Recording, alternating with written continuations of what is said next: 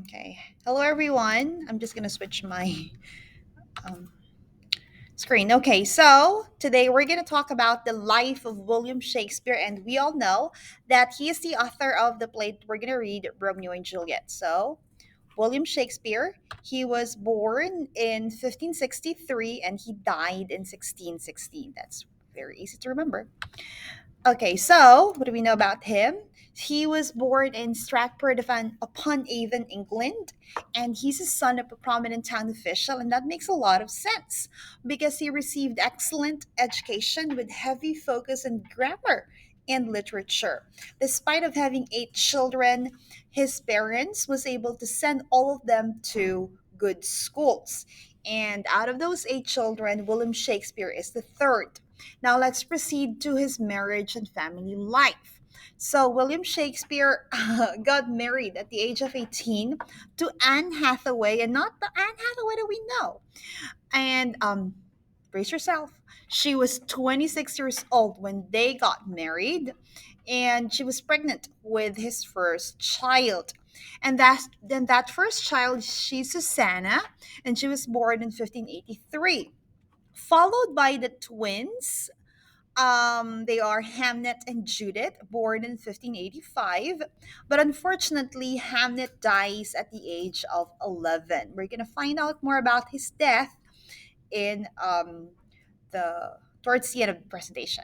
Okay, so what else? So after that, we have the lost years. So it's called lost years because this is the period where there were no documentary records of Shakespeare's activities. So that was from 1585 and 1592. So nothing about him at all. So but in 1591, Shakespeare moved to London and became an actor. He wasn't a writer or a playwright right away. He started as an actor in 1591, and he worked with the Lord Chamberlain's company of players, later known as the King's Men. Okay?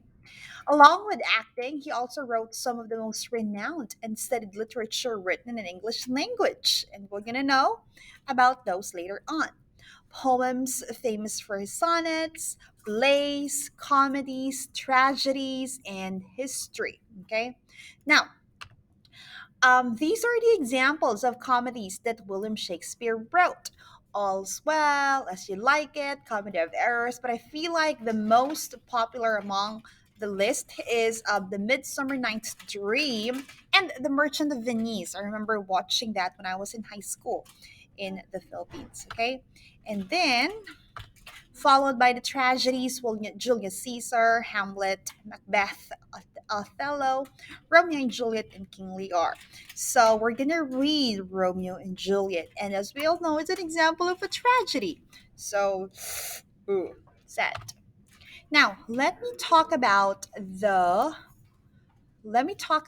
characteristics of tragedy. Okay, so first, it's the reversal of fortune from the tragic for the central tragic figure. Events go from good to bad. It has a good start, but everything does not go well for the main character or the central figure. Okay, and then followed by another characteristic ends in death, especially for the central tragic figure. I don't think it's a spoiler for everybody, but we all know that Romeo and Juliet are gonna die at the end. I'm sorry to say that. Probably most of you, some of you know about this. But the thing is, we don't know how they died, so that's still a quite a journey to uncover. Okay. But yeah, that's one of the characteristics of a tragedy, and that makes a lot of sense. That's why it's called a tragedy. Okay. And then next one is a character possesses a tragic flaw, which is usually um hubris, or excessive pride. I don't know if I said it right, but I think it's hubris. Yeah, that one. Excessive pride. And let's find out who among those has that excessive pride. There is a contrast between appearance versus reality. What we see is different from what's actually happening, what the character actually feels. So things are not always as they seem, and character motivations may become unclear.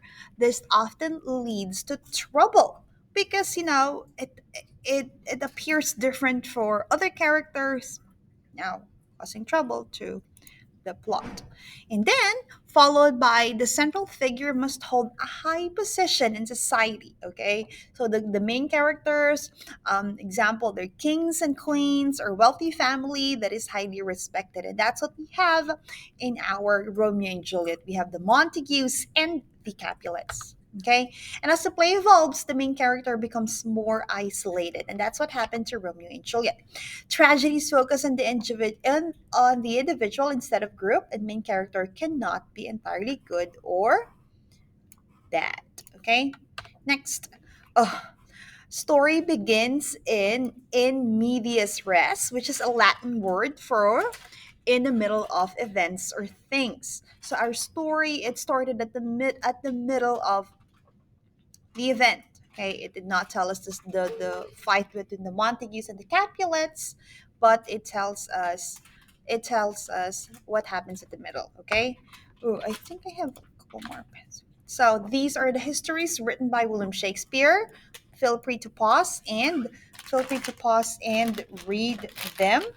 And then these are, so he wrote 37 very successful plays. That's my daughter. His vocab was huge, somewhere between 17,000 and 34,000 words. And the estimated vocab in an educated person is around 15,000 words. So imagine the vocabulary of William Shakespeare. That's huge. He had an amazing influence on our English language, and these are the phrases first seen, first read in his plays, in his stories. Okay, and these are the words that first appeared in his plays. Okay, come to think of it, if he can't think of a word, he invents them. Quite interesting, huh?